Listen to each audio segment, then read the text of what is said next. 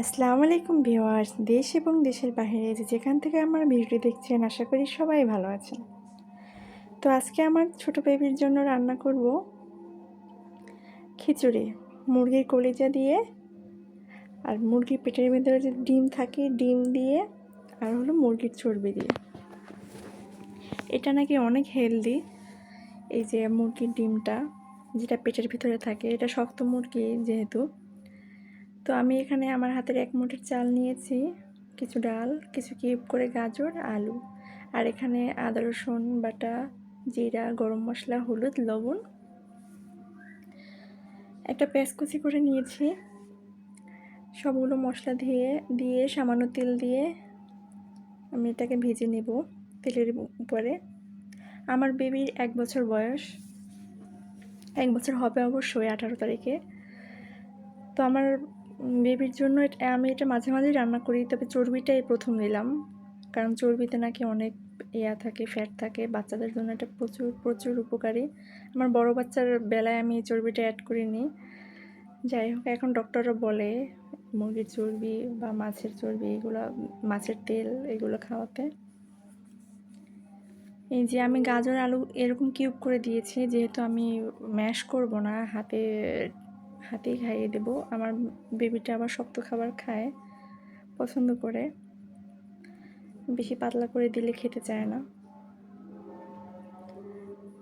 আমি তেল দিয়েছি, তেলটা একটু সামান্য দিতে হবে, কারণ যেহেতু মুরগির চর্বি আছে এ থেকে তো তেল বের হবে।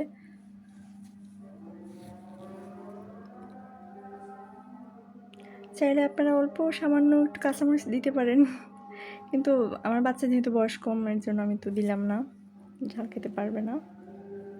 কলিজা দিয়ে দিয়েছি আমি, বড় কলিজার অর্ধেকটা পরিমাণ দিয়ে দিয়েছিলাম। এই তো এবার একটু কষিয়ে নেব। আমি গোটা মশলাটা ব্যবহার করলাম না, ঝাল এলাচ এগুলো ব্যবহার করলাম না, আমি গুঁড়োটাই ব্যবহার করেছি, এর জন্য আর গোটা মশলাটা দেইনি।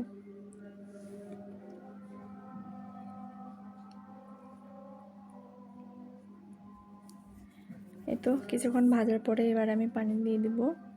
চাইলে আপনারা একটু সামান্য পানি দিয়েও কষাতে পারেন। আমার তেলের ভিতরেই কষানোটা হয়ে গিয়েছে। এবারে পানিটা দিয়ে দেব। আমি 2 কাপের মতো পানি দিয়েছি এখানে। এই যে দেখেন, দেখতেই পাচ্ছেন চর্বিগুলো আস্তে আস্তে গলে যাবে, তেলটা বের হয়ে যাবে। আমি ডিমটা এই প্রথম অ্যাড করছি, তারপরে খাইয়ে দেখি যে না, বাচ্চা অনেক পছন্দ করেছে।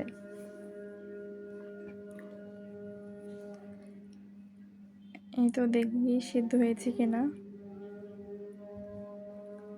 এবার ঢাকা দিয়ে দেব। হয়ে গিয়েছে প্রায়। এবার আমি চুলাটা অফ করে দেব।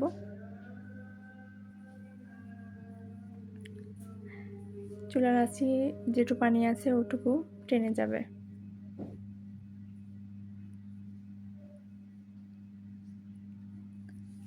তো ঠান্ডা হয়ে গিয়েছে, এবার আমি সার্ভ করে নেব।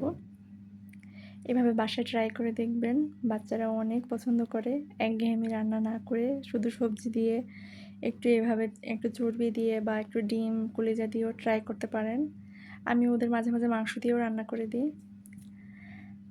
তো ভিউয়ার্স, আমার ভিডিওটি ভালো লাগলে চ্যানেলটি সাবস্ক্রাইব করুন, পাশে থাকা বেল আইকনে ক্লিক করুন, লাইক কমেন্ট শেয়ার করুন। ধন্যবাদ।